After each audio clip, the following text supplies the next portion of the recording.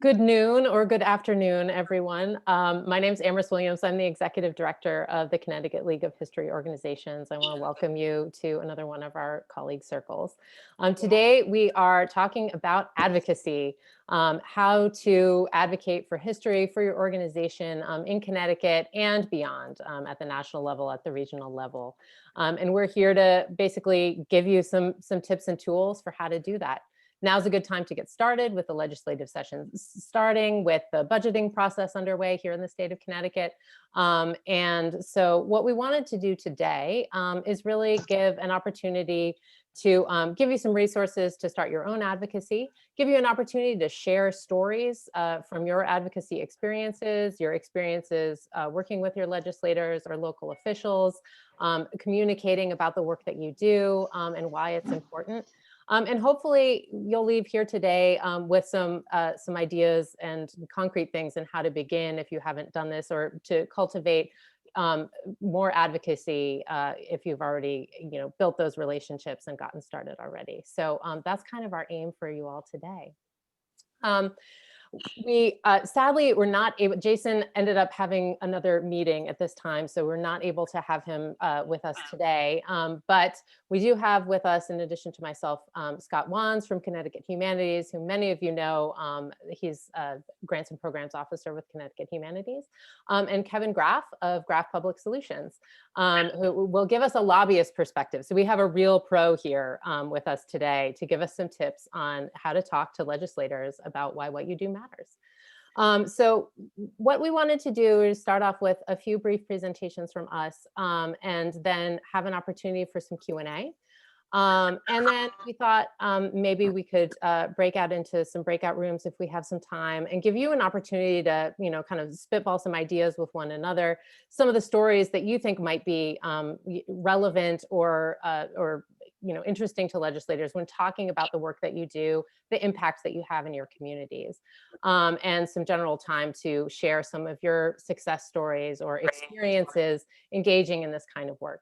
So that's kind of the rundown for today. And I want to kick things off first to Scott Wands at Connecticut Humanities, who's going to give us a quick update on what they're paying attention to in terms of issues affecting history, humanities, and cultural organizations in the state of Connecticut and at the national level. Scott? Well, thank you, Amherst, first of all, for hosting us today and for that great introduction. I really appreciate the Connecticut League and your webinar series. You guys have been doing a great job since the pandemic started, really helping us connect and talk about issues. Got muted, had to unmute myself there. No, that's okay. This is a great opportunity, as Amherst said, just to hear what's going on and then find out how this relates to your organization and some of the things you can be doing now. And looking at the call, I know a number of you are not new to advocacy. Some of you I've worked with the American Alliance of Museums, Museum Advocacy Week, and we'll tell you a little bit more about that because that's coming up next week. A number of you, when we did Connecticut Places Advocacy Day on the Connecticut State Capitol, participated in that and helped advocate. So excited to have some pros here, some returning faces, as well as many new faces to I think advocacy with us at Connecticut Humanities and the Connecticut League. So state budget first. The good news, and sometimes we've been here where we haven't had the good news, is that the governor's budget that was released does include funding and level funding for Connecticut Humanities at $850,000, which is the funding level that we have been at since we were defunded and came back into the budget. So that's the good news. We don't have to try to go from zero to somewhere, which is where we've been in the past when we've met and asked you guys to help us get back to somewhere. The even better news is that there's a good possibility, and there's a bill making its way I want to talk to you about that would actually increase that. So some of you might have seen our email, or the League's email that came out last week, I believe it was, about House Bill 6119.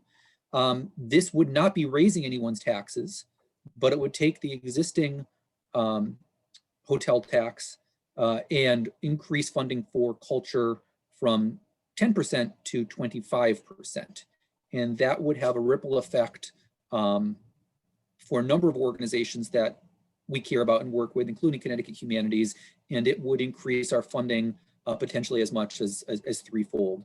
which would allow our granting lines to go back up, and other positive changes for the services that we offer here. So we can talk a little bit more about that as time goes on, but that's something to be paying attention to and to be reaching out to legislators and let them know that you're supportive of through the methods we'll be talking about throughout the call here. On the federal level, more good news. I love having good news. We don't always have good news. So there is, as many of you well know, discussions happening mainly in Washington right now about another relief bill. And that relief bill would be large and it would be multifaceted. But the specific thing I want to point you into is that there will be other relief funding most likely coming through for nonprofits and cultural organizations, from things like PPP or expansion of the shuttered venues business operators grants. What I want to especially call your attention to, because many of you on this call were recipients of the CARES Act grants that we made middle of last year.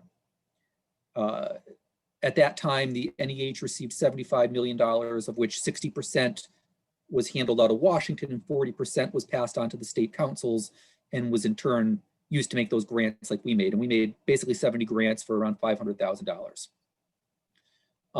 The current House bill that's making its way to a vote would include another $135 million to go to both the NEA for Office of the Arts grants and the NEH for those same purposes. So this would be a great time, and I'll post a link in the chat here in a second. The National Humanities Alliance has a quick and easy form you can fill out with your address and your zip code and send a letter to your senators and your House rep, letting them know that you're in support of additional funding coming to the humanities. And if that came to us, we'd be looking at a very similar grant line with more money to grant out, and it wouldn't happen overnight. This is the kind of thing that would take a few months, but if the bill passes, there is the likelihood of grants coming before our fiscal year closes on June 30th. Besides that, the last bit of good news is the recommendation that the National Humanities Alliance, AAM, and others are asking for their legislators is to increase the operating budget for the NEH from 167.5, which it was at in fiscal year 21, all the way up to 225, which is a huge jump in recommendation. But with all that's going on in society right now, the important discussions we're having civically, there's increased understanding of the value of the humanities and the role that we can play in helping us heal our fractured country. So Amherst and I, when we are doing Museum Advocacy Day next week, we'll be helping to make that case to our legislators about increased funding for the NEH. And I feel confident that we're not going to be going down. We'll only be going up in the funding that the NEH is going to be seeing in next year's budget, the FY22 budget. So that's a whole lot of information, but a lot of good news I wanted to share from our side of stuff. Great, thanks, Scott. I think I'm going to pitch things over to Kevin now. He's got some good tips from a lobbyist on how to get started with advocacy. So Kevin, take it away. Good afternoon, everybody. It's great to be with you and great to see some old friends like Doug Shipman on the call. I think I've had a similar meeting like this up at the Capitol for the last couple of years with this group, and this is the Zoom life we're all living, but it's great to see you all nonetheless. Just by way of introduction, my sort of background is almost exclusively one way or the other up at the state Capitol. I worked there at a couple different periods of time. In between, I was a sort of a citizen lobbyist, grassroots advocate, lobbying for anti-smoking issues. I used to tell my stories about the issues I was involved in, and they used to seem kind of fresh. But now that they're about 20 years old, I tell the story about how I was involved in lobbying campaign for 5 years to prohibit smoking in restaurants and bars in Connecticut. That was in the early 2000s. At the time, it was really, really, really controversial and really hard to get done. Looking back, it doesn't seem that way. But after I did that, I went back to work up at the Capitol and was there for several more years and spent about 5 years as the chief of staff for the Senate leader, Senate President Don Williams. And that was from about 2005 to 2010. And since then, I've been sort of working in the lobbying business, mainly working with nonprofits. Started working this year with Connecticut Humanities and have worked with the Connecticut Historical Society for a number of years, among other nonprofits. And so part of what I wanted to talk a little bit about today is sort of trying to share some best practices or tips related to how to talk to legislators, how to advocate. And I know that there's some folks on the call who have some experience doing this. So some of this may seem a little bit like common sense, but for folks who haven't really had the experience to do it, I know it can sometimes kind of be a daunting sort of concept. I'm going to be talking to these, important people, these legislators, these state representatives, and these state senators. What do I say? How do I say it? How do I do this? And part of what I did when I worked at the Capitol for many years is I sat in on probably thousands of meetings where advocates would come in to make their case with the various legislators that I worked with. So I picked up on a thing or two in terms of best practices after, like I said, about 1,000 of those experiences. So I'll try and share some of those things with you. I think that the most important thing that anyone can do if they're going to be in the business of having to advocate with legislators in the future, the most important thing that they can do is try and create a relationship before they need something from that person, right? It's kind of common sense. It's kind of human nature. If someone's knocking on your door and asking you for a favor and you've never met them before, that's very different than when someone who your next door neighbor, knocks on your door and asks you for a favor or asks you for help with something. So it's common sense, but you'd be surprised how little it happens. When a new legislator gets elected in your area or an existing legislator, if you don't have a relationship with them, but you think you may need to advocate with them at some point, it behooves you to reach out to them early to have them come tour your facility if you have a local, facility. Certainly asking them for a cup of coffee is not a crazy request. The legislators get asked out for coffee all the time. They may say to you, I don't have time for coffee, but let's talk on the phone. That's great.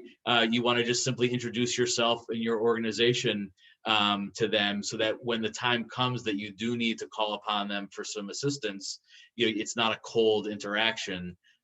It's a warm interaction. If you put yourself in the shoes of a state legislator, they're, during a busy time in the legislative session, they're probably juggling 400 or 500 different pieces of legislation that they're trying to sort of keep track of on behalf of their constituents, depending on what legislative committees they are on. So they, I will say this, I'm not someone, having worked in the building for many years, I'm not someone who's cynical or negative at all about the people who serve up in Hartford. Almost all of them, to a person, is doing it for the right reasons and is doing the best they can to keep in touch with their constituents about a variety of issues. But for the most part, they make about $30,000 a year. Many of them as a legislator. Some of them have other full-time jobs. Some of them don't. Some of them have busy families. Some of them have an hour commute back and forth to the Capitol. So you're competing with all of that background noise that they're dealing with when you're advocating for them. So the importance of having that warm relationship before you need to call upon them is really important. When it does come time to sort of actually being in the room trying to advocate with them, hopefully you already have a relationship with them. The most important piece of advice I can give, and again, this sounds like common sense, but I would say it was the single biggest mistake I witnessed advocates make when they were meeting with legislators. And that is, let's just say you have 30 minutes allocated for the meeting, maybe even 45 minutes. I saw tons and tons of times advocates would come in, and this is especially a problem if there's a small group of people coming in to meet. Let's say there's 3 or 4 people from an organization, or let's just say you're lobbying your legislators together with some of your allies in the district, some people who work for other organizations like yours, and you're going in together to meet with them. You might have a half hour to meet with them at the local coffee shop or up at the Capitol. And I saw so many examples of times when advocates had so much to say and so much positive energy that if the meeting lasted a half hour, with about 28 minutes and 30 seconds into the meeting, they would stop talking. And then the legislator would have the opportunity to either ask questions or give them some input about what they thought. You really want to almost split the meeting in half if you can. The first half of the meeting is you talking, making the case, and then you want to pivot and say to the legislator, what do you think about this? Do you have any questions for us? Do you have any advice for us? That's in many ways the most important part of the meeting. And if you miss that opportunity, you've really done yourself a disservice. So think about that when you're going to the meeting. If you are going into a meeting with more than one person from either your own organization, if it's a board member or another staff person, or you're going in with other allies from within the district, very important that you talk ahead of time about who's going to talk about what, because sometimes, especially if you're bringing with you someone who's a little nervous, sometimes that nervous energy can take the form of a lot of talking and a lot of chatter, and that can cause some challenges. So what I saw work really well was, let's just say 3 people are coming in for a meeting. One person sort of serves as the lead of the meeting and says, thank you so much, Senator so-and-so, for taking the time to meet with us. We'll try to be as respectful and as efficient with your time as possible. I wanted to talk about XYZ. Then Helen will chime in about these 3 things, and then hopefully we'll have time for some questions, and some advice from you, and then sort of move through it sort of very efficiently. Again, one of the worst case scenarios is if you're still talking, making your pitch, talking about why what you want is so important, and there's a knock at the door and the meeting has to end very quickly. We kind of want to avoid that. I can give you an example of something that I've witnessed in the last couple of years that I thought was among the most effective advocacy sort of efforts that I've been a part of. I work with the ARC Connecticut, ARC Connecticut, and they're sort of the state's leading grassroots advocacy group that works with individuals with developmental disabilities. And they had been fighting like dogs up at the Capitol for years and years and years, trying to advocate for more funding for their services. And they were largely unsuccessful in terms of protecting existing sources of funding, attracting new sources of funding. And they would go up every single year and they would have lobby days and they would work to sort of get the grassroots engaged in writing and calling legislators, and it just wasn't working. And what they did starting about 2014 is they embarked on a campaign where they invited legislators to come to House meetings in the district. And what they would do is a family who had an individual with developmental disability would invite their friends from around the district who were in a similar situation to come to the House, have maybe 10 or 12 family members present, and would invite legislators to come to the House to sit and have a conversation and a cup of coffee about what it was like caring for an individual with a developmental disability.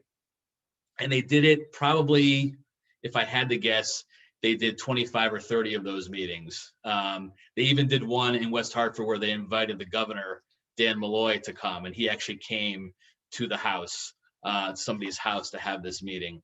And what they really did by that is they completely just sort of changed the whole feel of what they were asking for, because it wasn't up at the Capitol in a comfortable environment for the legislator. It was in the home, which is sort of an uncomfortable place for a legislator to be, outside their turf, but it sort of required the legislator to really focus for 30 or 45 minutes on hearing from the families about what it was like to, care for an individual with developmental disabilities, talk about what it was like in terms of the cuts to state services and what it had meant. So obviously this particular advocacy group had a little something to work with that perhaps you all don't, in terms of the sort of bleeding heart aspect of what they were asking for. I mean, I understand that's sort of an advantage if you're doing that kind of advocacy, but it does sort of lead into some of what Scott was talking about that I wanted to highlight, and that is in terms of House Bill 6119, the issue that would increase the amount of funding to the tourism fund through the hotel tax. Similar to folks with the story I was just telling about families with intellectual and developmental disabilities, the challenge that we have, in the heritage community is that going from 10 to 25% and increasing threefold, the state dollars invested for our causes makes a lot of sense to us. The problem is, the reality is we're competing with everybody else who wants funding for their particular project. And so that means cities and towns that are looking for state aid. It means every kind of human services program you could possibly imagine. It means funding for prisons across the state. That's who we're really competing against. And so to what Scott and Emery said, and I think she's going to have some slides on this, it makes it all the more important when we're advocating for our funding to really put a fine point on what it is that we do, why the funding is going to make a difference at the local community level, the kinds of people we serve in terms of our visitor bases, in terms of the reach we have within the community. You really need to go overboard in trying to put a fine point on those things through personal anecdotes, but also trying to quantify the reach that your organizations have, within the community, because legislators are going to be barraged by requests that make a lot of sense to them. And ultimately what they have to do is they have to prioritize. And it's going to be very challenging for them to prioritize when they're hearing a lot of really important requests for funding. In addition to sort of the budgetary, priorities that Scott talked about at the state and federal level, there's some other pieces of legislation that you may have heard about that are sort of working their way through the process. I mean, there's a proposal to create an industrial history trail in Connecticut that could be very exciting for a lot of reasons, depending on whether or not you're on the trail or not, I guess.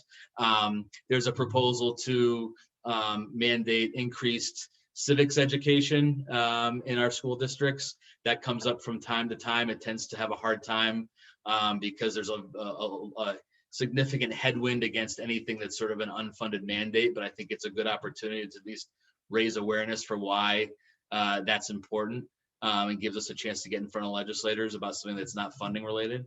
In addition, I saw some, and Jason Mancini and I have been talking about, there was a proposed piece of legislation to sort of mandate a lead arts instructor or curriculum person in a school district. And our thought in seeing that was, well, shouldn't there be a humanities person, as well? If the arts require that type of designation, so should the humanities. So those are just some examples of things that are kind of percolating out there. In terms of the ebb and flow of the legislative session, it started the first week in January and it will end the first week in June. And like I said, the average legislator has a whole heck of a lot they have to think about and worry about. What will start to happen in the next few weeks is the public hearing process, which has just begun, will start to conclude towards like the middle of March. And then the legislative committees will start to be voting out the relevant pieces of bills, and there'll be action on the floor in the Senate. And then on a parallel track, something which I'm sure you've all followed, and Scott talked about it in terms of the $850,000 for humanities, the budget process, will be happening concurrently. So you may have watched what happened last week, and what Scott referred to was the governor proposed his budget proposal, which kept Connecticut Humanities at $850,000. The Appropriations Committee will have hearings on his proposal, and the Appropriations and Finance Committees will do their own thing. And sometime around late March, early April, or mid-April, they will make their own proposal. And then the governor and the legislative branches will have to negotiate a final agreement, hopefully by the end of the legislative session, which is the first week in June. So there's going to be a lot going on and a lot for us all to get involved in. But I think what's great about this organization is that you do have a statewide reach. And if you can work together on a list of priorities that you want to advocate to legislators, you can really cover a lot of ground if you're all sort of rowing the boat in the same direction. And so I think it's great that the organization is able to bring everybody together in a cohesive way to hopefully sort of talk hopefully with the same sort of set of talking points and same set of priorities when you're dealing with your legislators. Because the bottom line is, I think lobbyists are great, of course. I think that, statewide organizations are great, but they're really only as good as having people in the individual legislative districts to talk to their legislators and have those relationships and hammer home those messages. Because an individual legislator, for the most part, is going to care so much more about what is going to affect their constituents in their district than the state as a whole. I mean, I hear legislators talk all the time about how they have a responsibility to their constituents and to the state of Connecticut. That's, for the most part, a talking point. For the most part, it's the first part of it that they really mean. They have a responsibility to their constituents because, of course, they want to get reelected and continue to serve. So, anyways, I could go on and on and on, but I wanted to give you sort of a 10,000-foot view of the whole thing, and happy to sort of answer any questions or go into breakout rooms, whatever you want to handle. If there's anything I missed and you want me to cover first, let me know. The only thing I want to say is I want to just follow up on what Kevin was saying at the end there, which is, I've done my share of advocating and going into legislator offices, especially with our federal delegation. And it's one thing to hear me talk about a grant that Norwalk Historical Society got with Representative Himes. It's another to hear Diane Gilret talk about it, or with Bob Duff out of Norwalk. That is his organization. That is his representative, his person that's voting for him at the polls. Always more compelling for you all to have those conversations with your elected official than for me to be the person telling them about the things that we're doing and that's happening in their district. So whenever you do that, it's greatly appreciated and very powerful. Great, thank you both. I want to do just a couple of quick things. Scott and I were going to offer some resources and just some tips for getting started on this kind of work. And then I think it would be great if we can just, have some sort of general Q&A. And then if we have some time, we can go to breakouts and, see what we might want to share with each other. So I'm going to share a couple of quick slides that I had here. Basically, I just want to make you aware of some other things that are happening at the state and regional and national levels around advocacy. As Scott mentioned, next week, he and I and several individuals from around the state of Connecticut are going to be going to a virtual Museums Advocacy Day. We'll not literally be on Capitol Hill, but we'll be meeting with our state and federal representatives to talk about this. I include a link here to the main page because the American Association of Alliance of Museums has a lot of resources around advocacy and a lot of data broken out by state. So if you visit their website, there are a lot of resources there that might be useful to you in kind of building your own story and how what you do at the local level is related to this larger picture of history and culture in Connecticut and nationally. And, so they have great fact sheets and tip sheets and other things like that. One thing I'll say just to talk about this on a top level, the big issues that AAM is proposing this year kind of fall around 3 different areas. So one is going to be museums in the COVID-19 pandemic. And there's a lot of recommendations that they're making about how the federal government can continue to help museums and cultural organizations make it to the other side of COVID. The second is Institute of Museum and Library Services, specifically funding for the Office of Museum Services. And the big thing to know there is that this is the side of IMLS that comes to museums, not libraries. And they're actually looking to double support for Office of Museum Services from $40 million to $80 million. And the last is with tax policy.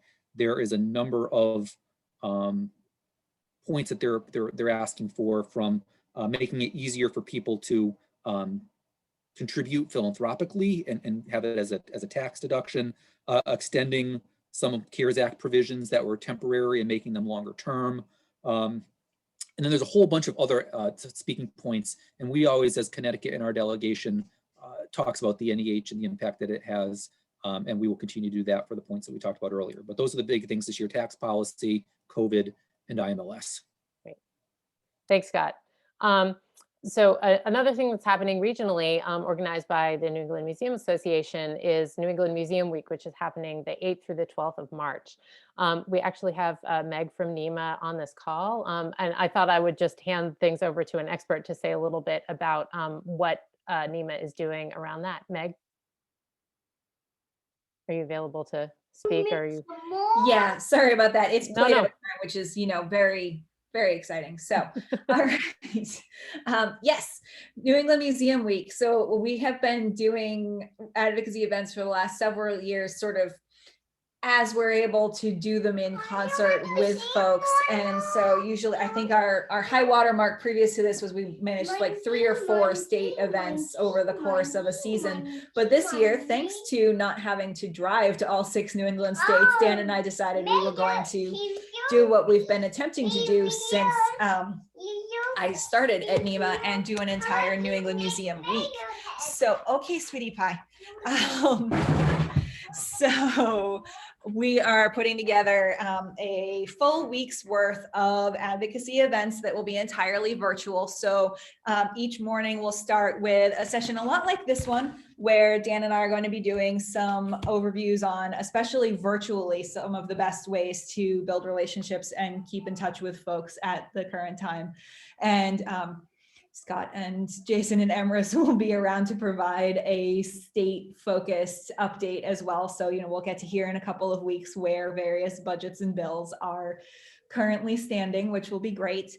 And then the rest of it is going to be entirely social media and kind of independent contact. So each day we're going to be featuring a particular state. Tuesday, we're doubling up with Maine and Vermont to make sure we hit everybody. And so we invite you to sign up either for the training session in the morning, or if you don't feel like you need that, you just want to be able to use the resources and stuff that we're generating.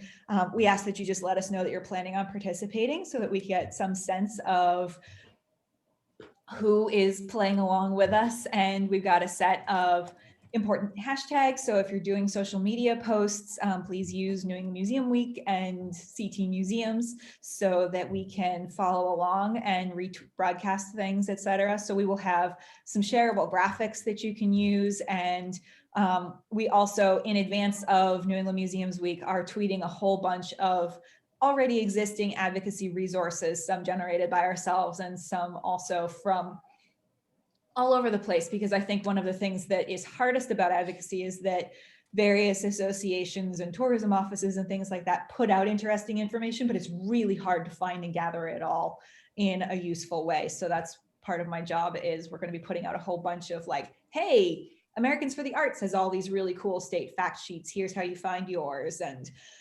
Aztec is doing these kinds of talking points about the importance of STEM education, and here's where to find that information and that kind of thing. So we invite you to participate by tweeting or Facebook messaging directly at your elected representatives. Tweet using these hashtags with cool historical facts or impact facts about your organization. The economic impact and educational impact templates that Emrys and Scott were mentioning that AAM has on their resources page are great if you have never tried to write an economic impact statement before. Those are really great. If you've got what I tend to think of as emotional impact kinds of things you can share, like pictures of kids and families and people enjoying your organization. If you've got really cute letters of thanks with drawings from 6-year-olds, that kind of thing that you can share. Those are all really important pieces of the whole advocacy picture. So any and all of those that you can be doing during that week, and specifically on Connecticut's Day, which is March 11th, that would be fabulous. So if you have any questions about New England Museums Week, please feel free to get in contact with me. I'm meg.winnicates@nemanet.org. You can find that, if you have trouble spelling my last name, on the NEMA website, or ping Scott and he will forward things to me. And yeah, did anybody have any questions about Museums Week? Emrys, was that what you were hoping for? That was awesome, Meg. Thank you so much. All right, Yeah, excellent. I just wanted to thank NEMA overall, but specifically Meg and Dan, because you both have been fabulous partners on advocacy. When we've had days at the state capitol, you have always been great about coming and being a part of that day and doing some training with people, or at the NEMA, at the CLHO conference a few years ago, doing a training session there. And the resources that Meg specifically gathers for us is just so wonderful to have that data. Because again, we're going to be talking about our own museum and our own impact, but it's great to have the data that connects to the larger picture nationally and regionally. And Meg, I put 2 links in the chat here. I put your email address, but I also put the link to be able to register for that program on the 11th in the chat as well. Perfect. Thank you very much. Appreciate it. Thanks. So while we're on the subject of resources, I just wanted to quickly mention that there are a number of places that you can find materials that can help get you started. And one of the things that I think is actually really wonderful is actually on the NEMA website. It's this tips and tools for talking with a legislator. And I have a link here also to the advocacy resources that the AAM and the National Coalition for History have put out. The Connecticut Places advocacy tools are still up on the Connecticut Places website, which the League and Connecticut Humanities and some other organizations were convening in previous years.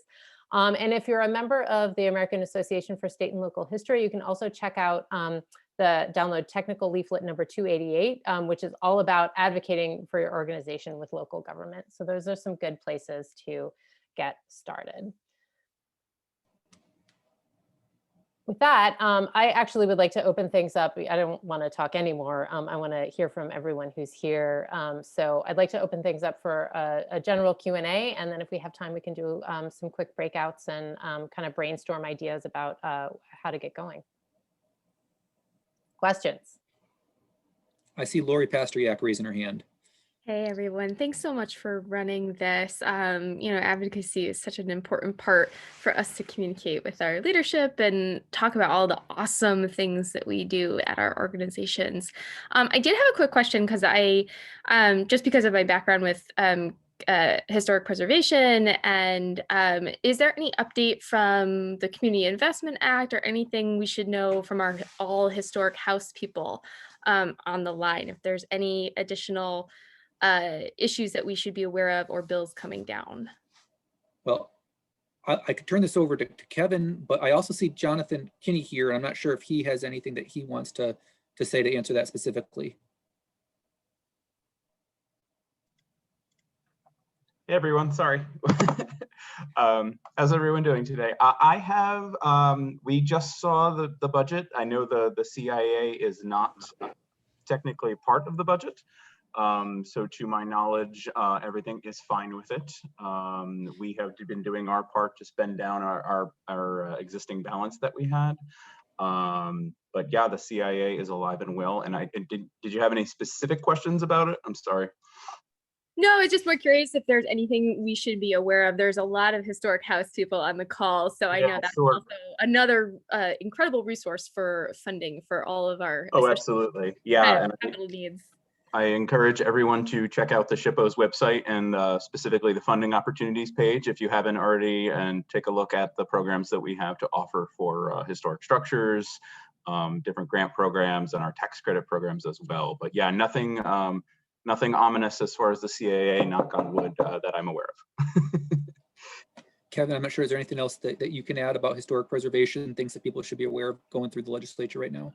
Not that in particular, but I would just say, picking up on what Jonathan said, I mean, in general, as a snapshot in time, the budget picture in Connecticut is actually very strong and stable in terms of, our rainy day fund, our structural surplus, the stability of revenues coming in. So for things like the Community Investment Act, that's typically something that is a concern if the legislators need to find money, new revenue, grab some of that fee revenue that's sitting on the side.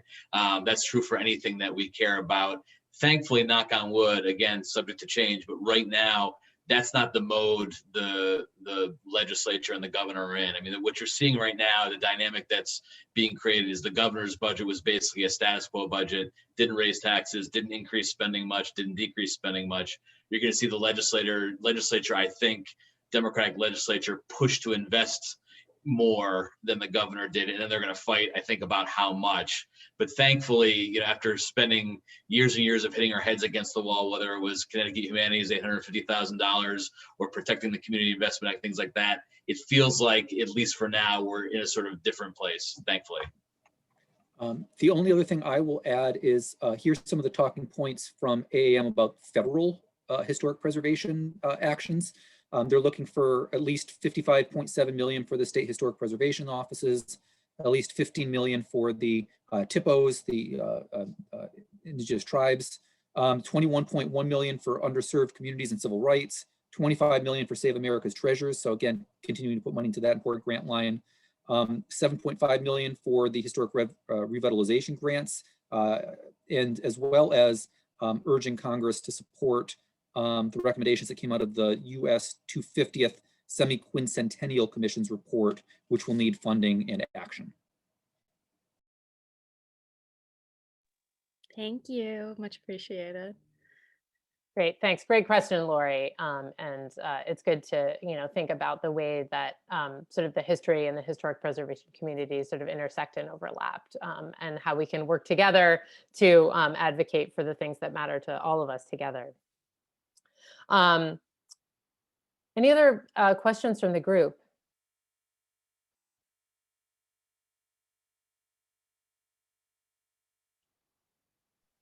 I do. Candy, go ahead. As you guys are talking, I just was thinking about this and why I put in the chat about the testimony for 6119. The partnerships. I wanted to ask Kevin specifically as a lobbyist, and I've had conversations with my representatives, and sometimes it's just a wall I can't climb, and everyone who knows me knows I can be very verbose. So it's not that I don't make clear points, it's that they have a philosophy that's like, this is not important. Which of course just sends the hackles on the back of my head. But with HB 6119, one of the things that I tried to emphasize in my testimony, and it can get bogged down, and I understand that, but it's the partnerships. I have a living history program that relies on historic and cultural and arts sectors to hire me. And one of the things that I wanted to emphasize in my testimony was those partnerships. It's that the historic sites are not just sharing their wonderful collections and et cetera, et cetera, et cetera, but the broader picture of those partnerships. And in your opinion, as a lobbyist, when you're talking about being succinct and all that kind of thing, I tried my best, and I got cut off during my live testimony because it was the end of the day and they'd had enough. But when you're trying to get multiple partnerships highlighted to the point of, each one of these entities are not just on their own. We all work with each other, and the arts and culture and tourism and all these different things. It's hard to just have a soundbite for that. Do you recommend doing separate reaches out for each one of those topics, or just trying to make as broad a point as possible in as succinct as possible and try to be as clear as possible about the partnerships and how important they are? Good question, and don't feel bad about getting cut off during the public hearing. Most people get cut off at 3 minutes. It's hard to answer your question without knowing it depends on the legislator, it depends on the examples. I would say, generally speaking, given how most legislators have to juggle so many different things, you're probably better off having one meeting with one sort of set of examples that you're able to give that individual legislator, and then maybe the follow-up can be other partners sort of sending emails or letters, buttressing what you've sort of said in the meeting, sort of following up and emphasizing the point. I think it is challenging for a legislator if they get sort of asked to meet about the same topic with multiple different people, multiple different times. Sometimes there just isn't enough time in the day for that. So I think if you can get one good half-hour, 45-minute meeting with them on the books where you give them some good examples with multiple partners at the same time, that's probably as symbolically effective as everything is them viewing, the issue that you're advocating with them through the lens of, okay, I met with these 3 partners that were all sort of speaking in the same way and on board with the same thing. That I think is a pretty powerful symbol. Kevin, can I ask a follow-up that came to mind from what Candy was saying? It's one thing to go into a meeting with your legislator when they're on the same page on the issue as you. It's a harder thing when going in that they are opposed possibly to what you're asking for. How do you deal with that situation where you're advocating for someone who might not be supportive of the issue?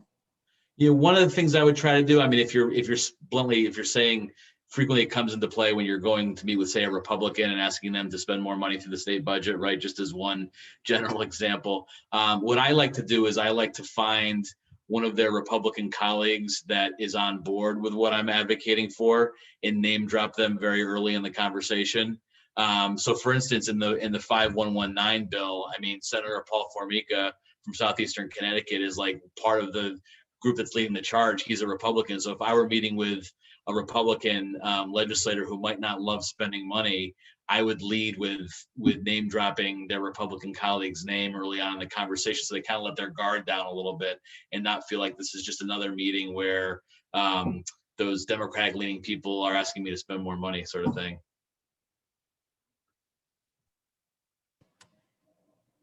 Great. That's great. I actually wanted to ask one quick, oh, I'm sorry, go ahead. And I Amy. see, Yeah. Yeah, thanks. I have a pretty tactical question, I think mostly for Kevin. I'm the executive director of the Thames River Heritage Park, and we're down in Groton in New London, and it's a collaboration and a partnership among many historic homes and historic sites. And we operate the water taxi that that brings people all around. And so I have done presentations to our legislators who are all very much supportive of the park over time to keep them abreast of how we're growing, because we're still pretty young. We're just had our fifth season, if you can count it, if you can call it that.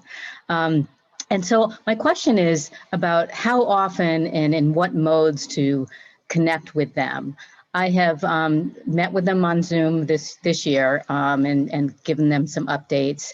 I have talking points for all of our partners to reach out to them to make sure that we're still top of mind.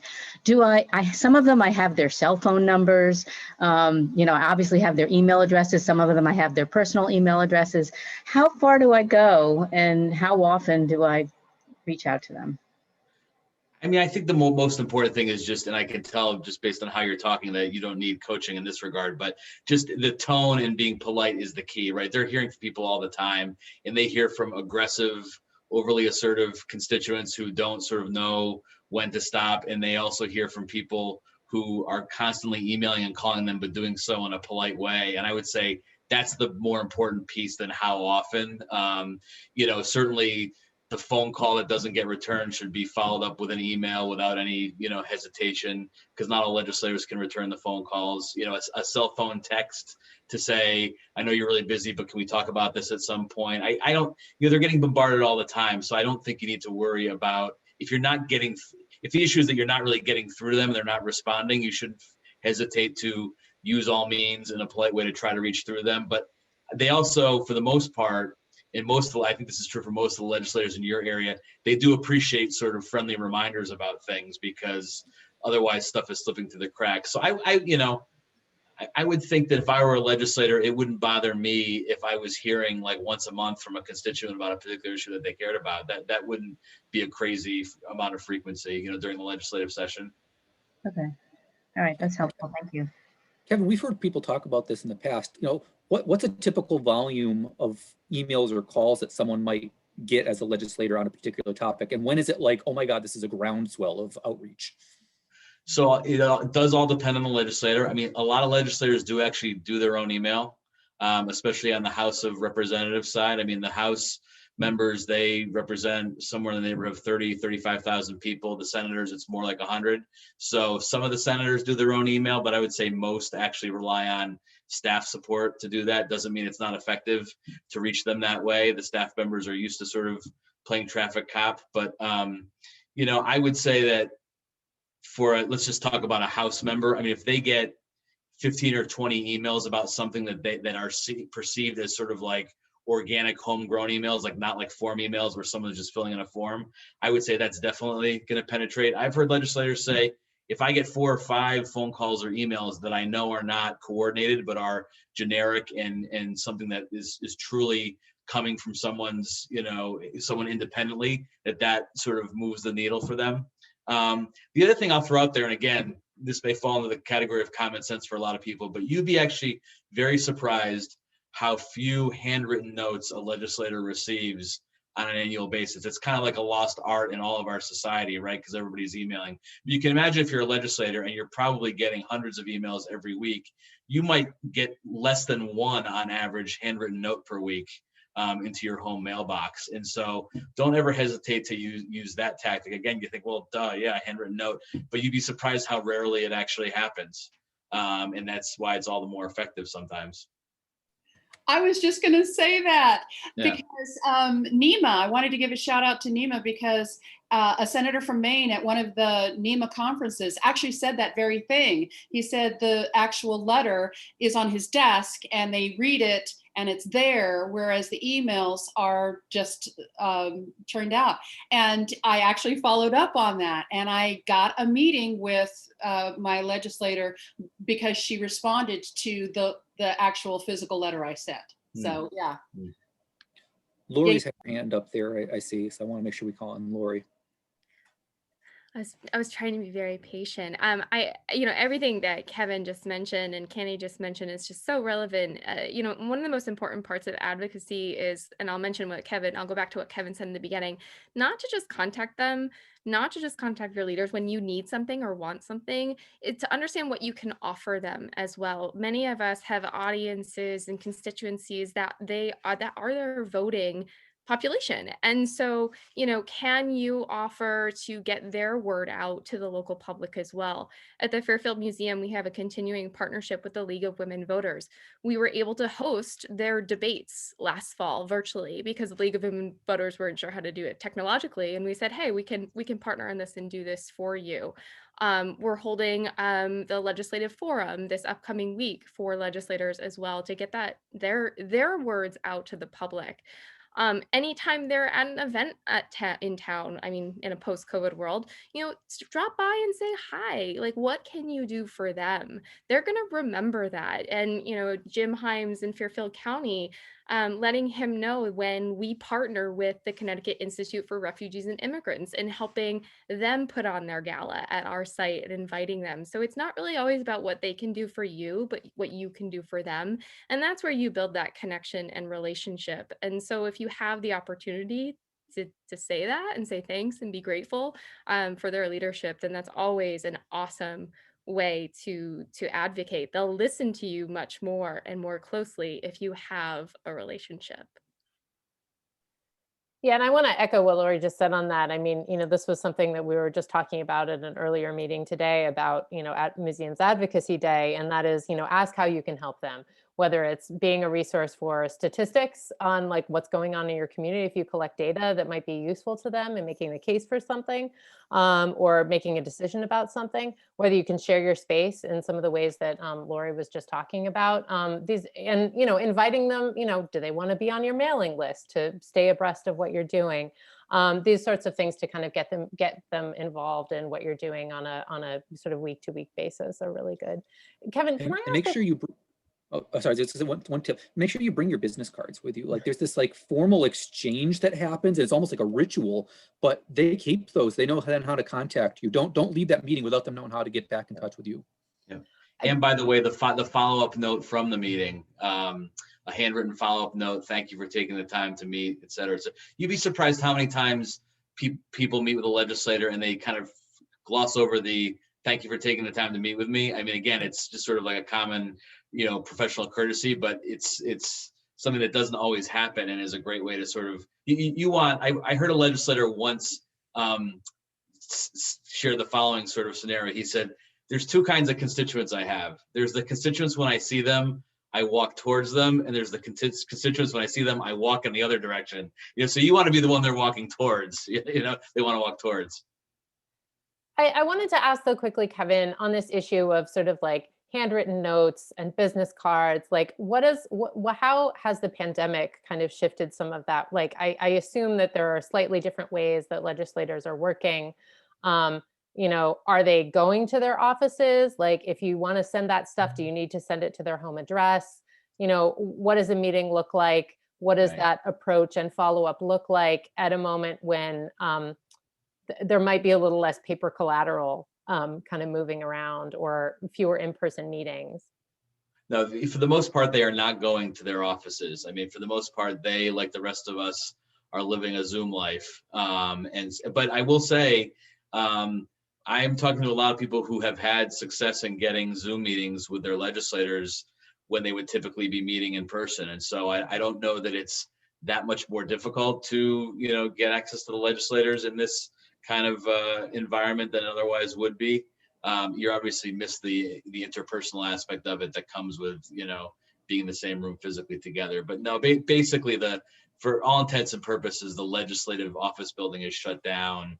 And while they are popping in there every now and then, all of the committee meetings and hearings are taking place through Zoom, as are all of the meetings they're having with constituents for the most part. That said, it still can't hurt if you've got something that's safe to invite your legislator to. I just heard Rosa DeLauro participated in a birthday car parade for someone in New Haven last week. So you never know, you might get Rosa in your car parade if you invite her. We only have a few minutes left, but I did want to open things up for people to share some of their advocacy stories or successes. You know, have you built a relationship with one of your local officials or representatives, or, you know, have a story that you want to share about an experience you've had in doing this work?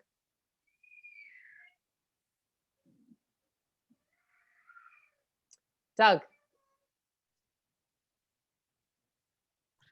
Yeah. So I know this is focused really on statewide and national level advocacy, but and it may almost go without saying, but don't forget your local selectmen and town council people. They're amazing supporters and often much more accessible because they could be your neighbors, depending on the scope of your organization. They're great people. And then while many of us, you know, some are new and some are not new, but as transitions occur, make sure you pass those introductions on to the next people. I'll say I've come into 2 different historical societies and had phenomenal transitions by the previous people, including funders and so on and so forth. But I will just, you know, shout out to Christine Hermans in her retirement. But the very first person she introduced me to on my very first day of transition was our state rep. And we did an office call. We sat down with her. It's like, you know, now she knows me and we've been in communication consistently throughout my first year, even though it's all by Zoom. She featured me on her state legislator chat show and, you know, on cable access, all that kind of stuff. So it's great, but if you don't pass it to the next person, there's a break, and then it doesn't benefit your organization anymore. So that's really, really important. So I'll be quiet. That's a great point, Doug. But I am jealous that not all of us can just, you know, go to our Bart's restaurant to be able to get the ear of our mayor over a hamburger whenever you want. So you've got that great in to be able to just casually get a milkshake and talk to your mayor. You know, when you're the first town, you got a lot of advantages here. I'll just say that. All right. Sorry, Weathersfield. No, and thank you, Doug, for making that point about the local. I mean, this is something that that ASLH technical leaflet talks a lot about as well, and just really thinking about, you know, accessing local officials and people who are just right there in your community, because as you said, they can be some of your greatest supporters. I know I've been at events that the league has had in some of our member sites around the state, and, you know, often though, as a court, you know, Old Saybrook, you know, invited their selectmen, you know, and were there at our event, and, you know, just gave a great introduction and was so gung-ho about the work that they do. So, you know, those folks can be really good cheerleaders for you and your organization. Amy. So I wanted to just share with you one of the thing that I did this fall to get you know, get in front of my legislators is, and I think Zoom was a good factor in that, is that I wanted to make sure they had an update on how we were doing, considering, you know, COVID, and we operate this water taxi, and so we had to deal with, you know, much decreased capacity and still the same expenses, et cetera. Rather than just ask them to get together, I actually gave them, I think, 3 times and days that I was going to be presenting my update. And so they were able to just pick the half an hour that worked for them and show up, as opposed to trying to, you know, if it was in person, you'd be trying to schedule back and forth and I'm not available, et cetera. And out of this, you know, all 6 RSVP'd and 5 attended. 1 just didn't show. And all of them asked for the presentation at the end and said that they would share it with others. So, you know, Zoom, I think, was an advantage at that point, because of course we had time to chat back and forth, but they had something visual to look at while we chatted. So just a thought. Oh, that's great. Way to go, Amy. Erin is at the Ethnic Heritage Center is also sharing a big success. They've worked with Rosa DeLauro to highlight Italian American history in New Haven. And after that follow-up, she personally donated $1,000. No, yes, $1,000 to our Cultural Heritage Walking Tour project. So way to go. We love to hear these success stories. We're at past time, so I just want to thank you all for being here with us. I was gonna, if we had time, I was gonna do some breakouts and have us do a little exercise about thinking about, a story of impact that you might want to share. But I'll just leave this as homework for all of you to kind of think about as you go about the rest of your day. Something to do on a Friday afternoon with your cup of tea. One of the things that I just wanted to share about the meeting that I was at with organized by NEMA in prep for Museums Advocacy Day this morning, thinking about how you can trumpet successes while also recognizing the challenges you face. I heard some great stories from other organizations kind of talking about, yeah, COVID has been a rough time, but here's how we have dealt with it and how we've served the community, been a space, a safe place for people to gather, to feel, if you're open, to feel like they're normal, to see your children playing, those kinds of stories that recognize both, what you've been able to do, but also the challenges that you face and the kind of help that you can get seem to be very effective. So I just wanted to share that tip with you because that was something I really took away from the meeting this morning. Thank you again for being here. I'm happy to stick around for a few minutes if you have any follow-up questions. And I want to thank Kevin once again for being with us and Scott from Connecticut Humanities and everyone who shared their experiences. We're so glad to have you in our community speaking on behalf of history in Connecticut. Have a great weekend. Thanks, everybody.